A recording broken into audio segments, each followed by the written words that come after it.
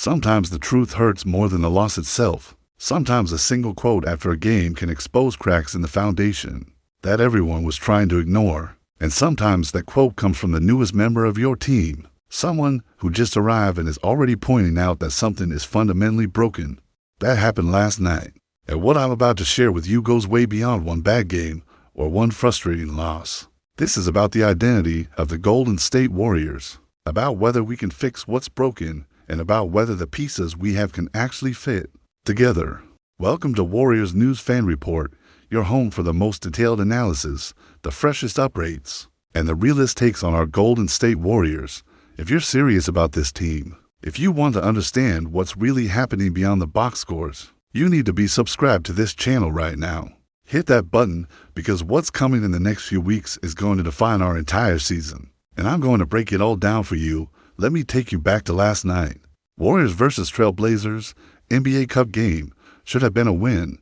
Portland is 2-7. Coming into this game, they're struggling. They're rebuilding. This is exactly the kind of game that championship caliber teams take care of business. And for most of the night, it looked like we would. The offense was flowing. Steph was doing Steph things. The ball was moving. We had leads. But then the fourth quarter happened, and everything fell apart. Final score, 127-123. Portland wins. Another frustrating loss. Another game where we let a lesser team beat us. Another night where the defense just couldn't get stops when it mattered most. But here's what made this loss different. Here's what made this one sting in a way that goes beyond just another L in the loss column. After the game, Jimmy Butler, our newest acquisition, the guy we brought in to help us get back to championship contention, the veteran leader who's been to the finals multiple times, he said something that sent shockwaves through the organization and through Warriors fans everywhere. He looked at the cameras and he said, and I'm quoting him directly here, "We're just not guarding nobody." From what I can tell, I haven't been here long, but that's never been the formula here. Let that sink in for a moment. Our newest player, someone who's been with the team for what? A handful of games, is already calling out the defensive effort and the defensive identity. That's not a good sign. That's not what you want to hear from a veteran leader who's supposed to be helping fix these problems. Now, before I go any further, I want you to understand something. Jimmy Butler doesn't say things lightly. He's not a guy who throws his teammates under the bus for no reason. He's not someone who creates drama just to create drama. When Jimmy speaks, it's because he sees something that needs to be addressed. And what he's seeing right now is a Warriors team that has completely lost its defensive identity. A team that used to pride itself on being tough, on being switchable, on being able to get stops when it matters, is now getting carved up by teams that should be dominating. And that's a problem. That's a massive problem that goes to the core of who we are as a franchise. Let me give you some context about where we were versus where we are now, because the numbers tell a story that's even more concerning than what you see on the surface. From the time Butler joined the team last season through the end of the year, the Warriors had the number 1 defensive rating in the entire NBA. Number 1, 109.0. That's elite. That's championship-level defense. That's the kind of defense that wins you playoff series and gets you deep into June. But this season we're ranked 10th with a defensive rating of 112.2. Now, 10th isn't terrible. It's not like we're bottom of the league. But when you go from 1st to 10th, when you go from elite to just above average, that's a massive drop-off. That's the kind of decline that turns championship contenders into first-round exits. But it gets worse when you dig into the specifics. Last year, from February 8th on, our rebound percentage was 51.2%, which ranked us 7th in the league. Solid. Not great, but solid. This year, 48.2%, ranking us 23rd. We've gone from being a decent rebounding team to being one of the worst rebounding teams in the league. And in last night's game against Portland, that weakness was on full display. The Trailblazers out-rebounded us 52-32. 52-32, that's embarrassing. That's unacceptable for a team with championship aspiration. And those extra possessions led to a 28-10 advantage in second chance points for Portland. You can't win games when you're getting dominated on the glass like that. You just can't. The turnover situation is even more alarming. Last year, our turnover percentage was 14.2%, which ranked us 21st. Not great, but manageable. This year, 16.6%, 26th in the league. We're turning the ball over more, which leads to more transition opportunities for our opponents, which leads to easy buckets, which leads to losses. It's a cascading effect. One problem creates another problem, which creates another problem. And suddenly you're losing to teams you should be beating by double digits. Now, you might be wondering why this is happening. We have basically the same personnel as last year. We added Jimmy Butler. Who's supposed to make us better? We have Steph. We have Draymond. We have the core that's been together for years. So why are we suddenly so much worse defensively? That's the question I've been asking myself, and the answer is complicated. It's not just one thing. It's a combination of factors that are all working against us at the same time. Let's start with the rebounding issue, because that's been particularly glaring. Last year, lineups with Buddy Hield or Gary Payton II in them rebounded poorly. That was a known weakness. But this year, those same lineups are rebounding even worse. It's like the problem got magnified instead of fixed. But here's the real surprise, and this is something I didn't see coming. Al Horford. We brought in Al Horford specifically to help with our defensive anchor role, to give us a veteran presence in the paint, to help with rebounding and rim protection. But the numbers are telling a completely different story when Horford is on the court. Opponents are rebounding 6.1% more of their misses than when he's off the court. 6.1%. That's a massive number. That's not what you want from your veteran big. Man, that's the opposite of what we need. Horford's total rebound percentage this season is 10.3%, which is a career low for him. The man is 39 years old, and it's starting to show. He's lost a step. He's not getting the rebounds the way he used to. He's not providing the presence in the paint that we thought he would. And it makes you wonder if we made a mistake using our taxpayer mid-level exception on him. Should we have gone after a younger, more athletic big man who could actually grab rebounds and protect the rim? Should we have prioritized athleticism over experience? These are the questions the front office needs to be asking themselves right now. But the rebounding is just one piece of the puzzle.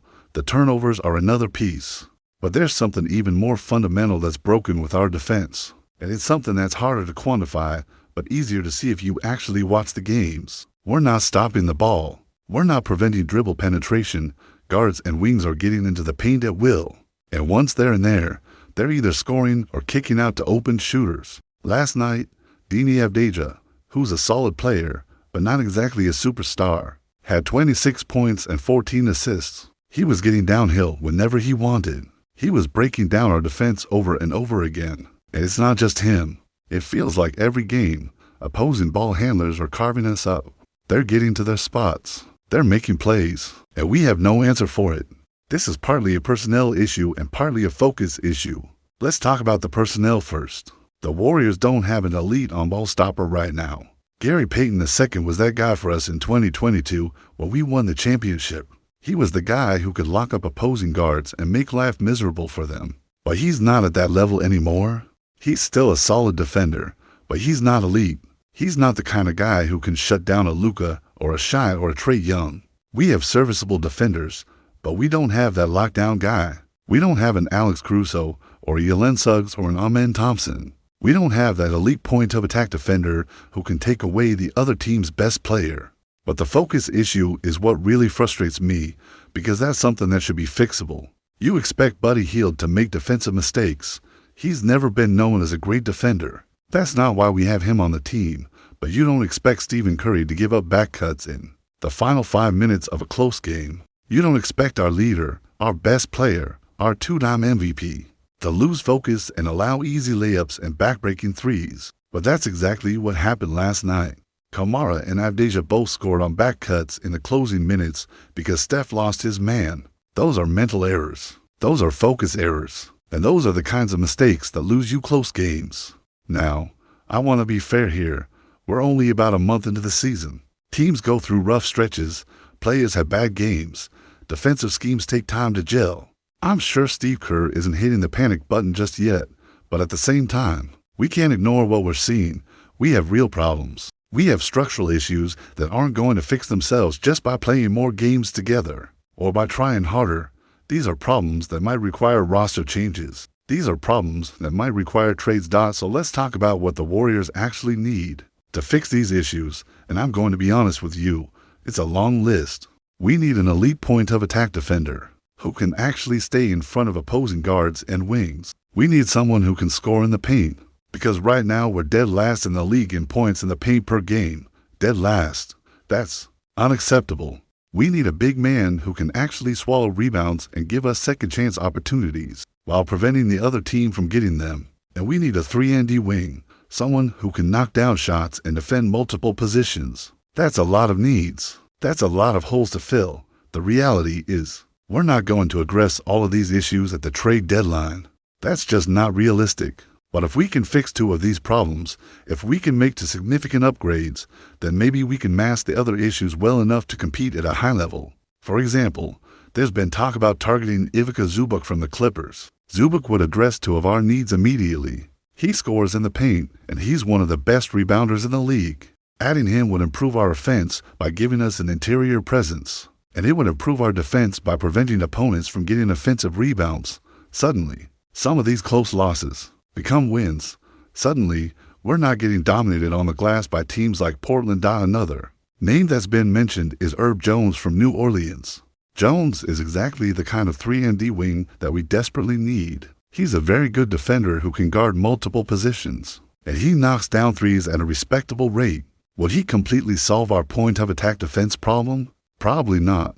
He's not an elite on-ball stopper, but he would make us better. He would give us more versatility. He would give us another option when we need to get stops. And sometimes, being just a bit better is enough to turn losses into wins. But here's where we get to the elephant in the room. Here's where we get to the question that's probably on all of your minds right now. What about Jimmy Butler? We brought him in to make us better. We gave up assets to get him. We're paying him significant money. He's supposed to be the missing piece that takes us from good to great. But after last night's comments, after his public criticism of the team's defense, you have to wonder if this is going to work. You have to wonder if Jimmy fits with what we're trying to do. You have to wonder if his style of play and his personality mesh with the Warriors' culture. Jimmy Butler is not wrong in his assessment. He's absolutely right that we're not guarding anybody. He's right that defense has never been the formula for success here in Golden State. But the fact that he felt the need to say it publicly, the fact that he's already frustrated after just a handful of games, that raises some red flags. That makes you wonder if he's having buyer's remorse.